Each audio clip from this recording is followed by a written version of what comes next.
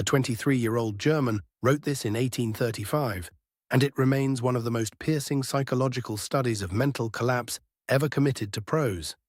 Georg Büchner died before it was even published, leaving behind a work so modern, so unflinching in its portrait of a mind fragmenting that it wouldn't find its true audience for over a century. This is Haberdash Books. We find forgotten masterpieces buried in history's margins and restore them. Lenz is based on the true story of Jakob Michael Reinhold Lenz, a Sturm und Drang poet who wandered the Vosges Mountains in 1778, seeking refuge with a pastor, and finding instead a descent into something unspeakable. Subscribe and email hello@haberdashbooks.com with the subject Lost Library Pass to claim any full audiobook from our public domain catalogue. MP3, download yours to keep, plus the EPUB when available. Hit subscribe and YouTube will bring you a new forgotten classic every single day. Georg Büchner was born in 1813 in Goddelau, Germany, into a physician's family. By his early 20s, he had already made a seismic impact.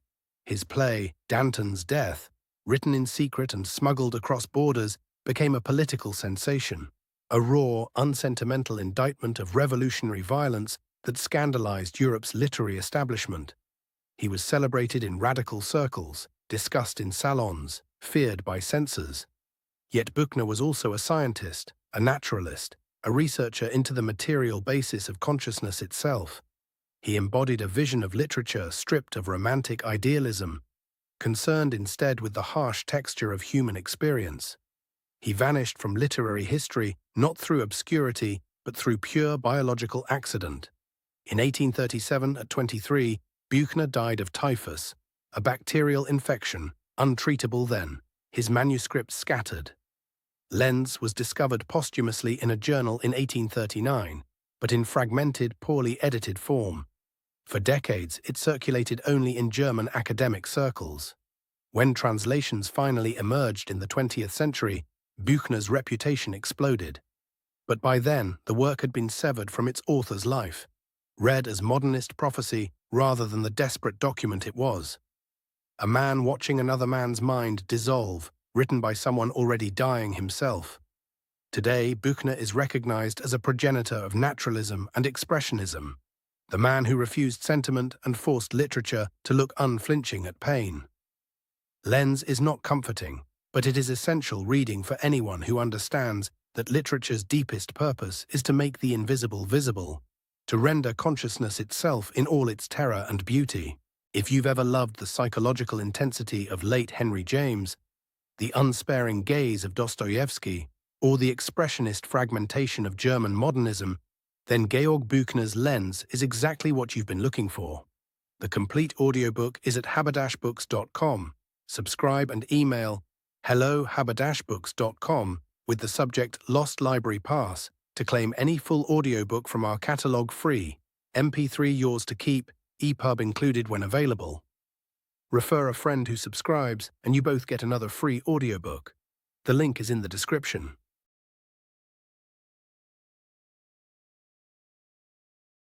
A note from the translator.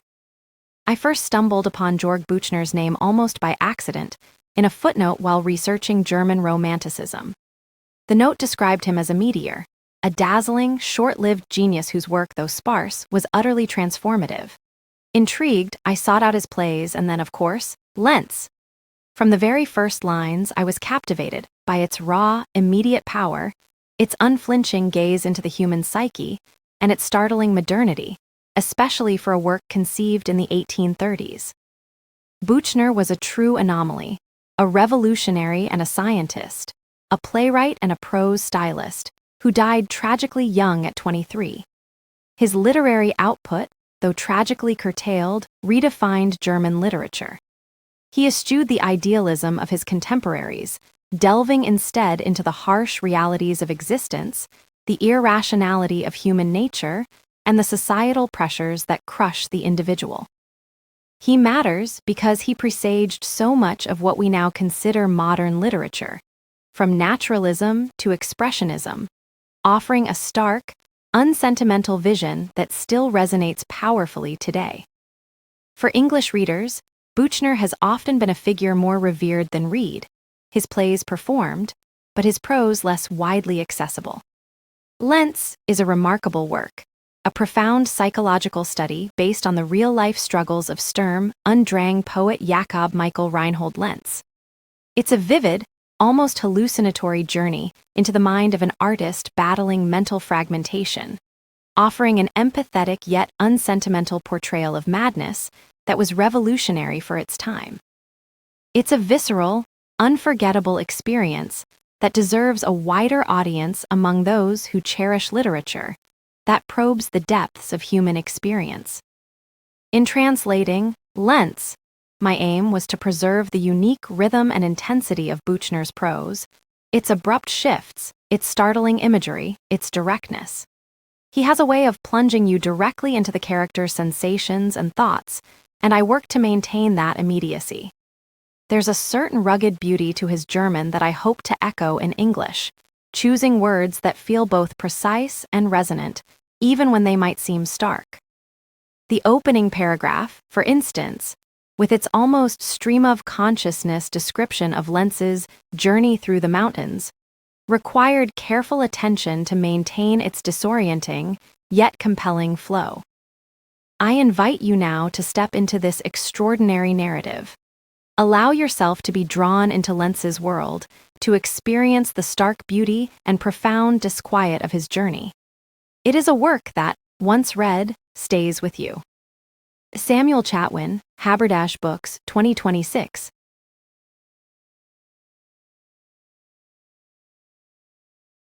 Text data author, Georg Büchner illustrator. Illustrator, title, Lentz subtitle, from Georg Büchner's collected works pp. 205-239 editor. Karl Emil Franzo's edition, date of composition, 1835-1836 publication date, 1879 publisher, Sauerland printer, DRUCKER, place of publication. Frankfurt am Main translator. Original title, original subtitle, original origin, source, Commons brief description. The narrative appeared posthumously in 1839 in the journal Telegraph für Deutschland, January, Nos 5, 711, 1314, under the title Lentz. A relic by Georg Büchner. Edited with a foreword and afterword by Karl Gutzkow. Its exact time of creation is unknown, but Büchner is demonstrably known to have been occupied with the subject matter since at least spring 1835. Article in Wikipedia D. Wikidata data object on Wikidata entry in GND. GND, Gemeinsame Normdatei, a German authority file for personal names, corporate bodies, and subject headings. Image Georg Büchner Franzo's Workesgabe 205. JPG editing status. Finished. This text has been proofread twice against the source. The spelling follows the original text. To edit a page, simply click on the corresponding page number. More information can be found here. Help index page lengths. A novella fragment. On the 20th, Lentz walked through the mountains. The peaks and high mountain plateaus covered in snow, the valleys below, gray rock, green expanses, cliffs, and fir trees. It was damp and cold. Water trickled down the rocks and leaped across the path. The branches of the firs hung heavy in the moist air. Gray clouds moved across the sky, but everything was so dense, and then the fog steamed up and drifted heavily and damply through the undergrowth, so sluggish, so clumsy. He walked on indifferently. The path meant nothing to him, now uphill, now downhill. He felt no fatigue. Only occasionally it bothered him that he couldn't walk on his head. At first, his chest tightened when the rocks sprang away like that, the gray forest shook beneath him, and the fog sometimes swallowed the forms, sometimes half revealed the mighty limbs. It pressed within him. He searched for something, as if for lost dreams, but he found nothing. Everything seemed so small to him, so near, so wet. He would have liked to put the earth behind the stove, a common idiom meaning to dismiss something as insignificant. He couldn't understand why he needed so much time to climb down a slope, to reach a distant point. He thought he should be able to measure everything in a few steps. Only sometimes, when the storm hurled the clouds into the valleys, and it steamed up the forest, and voices awakened on the rocks, sometimes like distant, fading thunder, and then roared up mightily, in tones as if they wanted to sing the earth in their wild jubilation. And the clouds sprang forth like wild, neighing horses, and the sunshine passed through them and came and drew its flashing sword across the snowfields, so that a bright, dazzling light cut over the peaks into the valleys. Or when the storm drove the clouds downwards and tore a light blue lake into the expanse, and then the wind died down and hummed up from deep in the gorges, from the treetops of the firs, like a lullaby and the sound of bells, and a soft red climbed up the deep blue, and small clouds with silver wings drifted across, and all the mountain peaks, sharp and firm, shone and glittered far across the land. It tore at his chest. He stood, panting, his body bent forward, eyes and mouth wide open. He felt as if he must draw the storm into himself, embrace everything within himself. He expanded and lay over the earth. He delved into the all. It was a joy that pained him. Or he stood still and laid his head in the moss and half closed his eyes, and then it drew far from him. The earth receded beneath him. It became small like a wandering star and immersed itself in a roaring stream that drew its clear current beneath him. But these were only moments, and then he rose sober, firm, calm, as if a shadow play had passed before him. He remembered nothing more.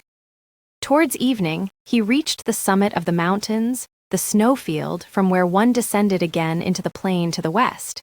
He sat down up there. Towards evening it had grown quieter. The clouds lay firm and motionless in the sky.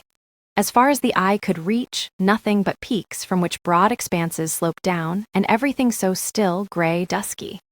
He felt terribly lonely. He was alone, completely alone. He wanted to speak to himself, but he could not. He hardly dared to breathe. The bending of his foot sounded like thunder beneath him. He had to sit down. And nameless fear seized him in this nothingness. He was in the void. He tore himself up and flew down the slope. It had grown dark. Heaven and earth merged into one. It was as if something was pursuing him, and as if something terrible, something that humans cannot bear, must overtake him, as if madness were chasing him on horseback. Finally, he heard voices, he saw lights, he felt relieved. He was told he still had half an hour to Waldbach. He walked through the village. Lights shone through the windows. He looked in as he passed, children at the table, old women, girls, all calm, quiet faces. It seemed to him as if the light must radiate from them. He felt lightened. He was soon in Waldbach in the parsonage. People were sitting at the table. He entered. His blonde curls hung around his pale face, his eyes twitched and around his mouth, his clothes were torn. Oberlin welcomed him, taking him for a craftsman.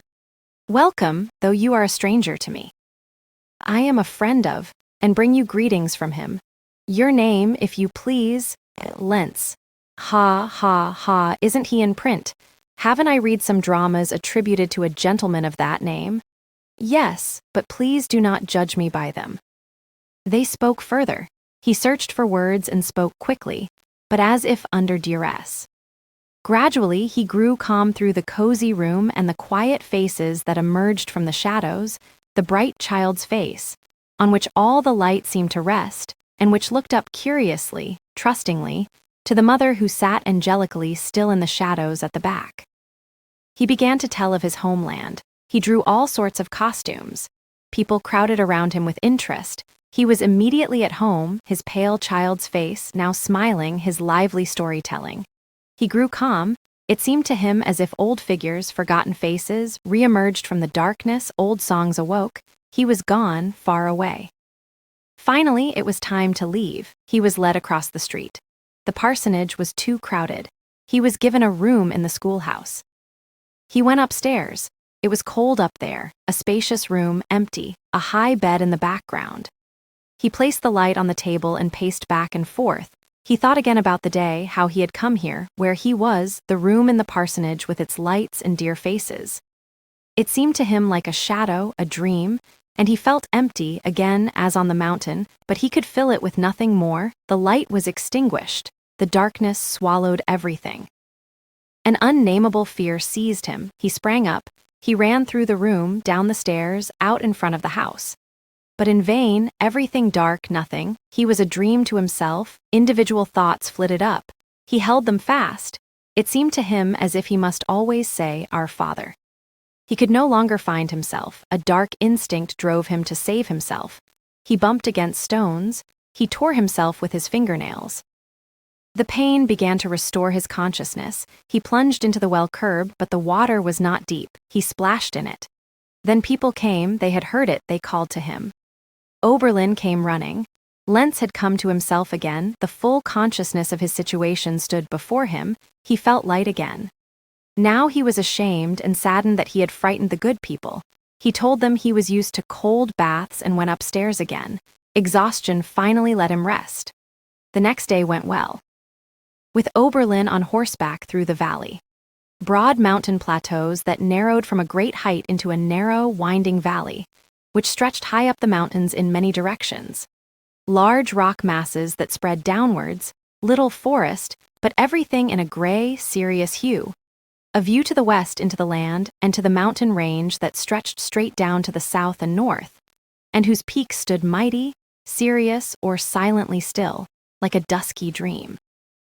Vast masses of light, sometimes swelling from the valleys like a golden stream, then again clouds, which lay on the highest peak and then slowly descended through the forest into the valley, or rose and fell in sunbeams like a flying, silver phantom. No noise, no movement, no bird, nothing but the sometimes near, sometimes distant sighing of the wind. Then points appeared, skeletal huts, boards covered with straw of a dark, solemn color. The people, silent and serious, as if they dared not disturb the peace of their valley, greeted them calmly as they rode past. Inside the huts there was life. People crowded around Oberlin, who set things right, offered advice, and comforted. Everywhere were trusting gazes, prayer. The people recounted dreams, premonitions. Then, swiftly to practical life. Paths laid out, canals dug, school attended. Oberlin was tireless, Lenz his constant companion, sometimes in conversation, sometimes actively working, sometimes lost in nature. Everything had a beneficial and calming effect on him. He often had to look into Oberlin's eyes, and the powerful peace that overtakes us in resting nature, in a deep forest, on moonlit, melting summer nights, seemed even closer to him in this calm eye, this venerable, serious face. He was timid, but he made remarks, he spoke. That's where Chapter 1 ends, with Lenz climbing deeper into the mountains, his mind already beginning its terrible unraveling. What happens when he reaches the pastor's house? What does madness look like when rendered with this much precision and compassion? Subscribe, claim your free Lost Library audiobook, and the complete audiobook is waiting at haberdashbooks.com.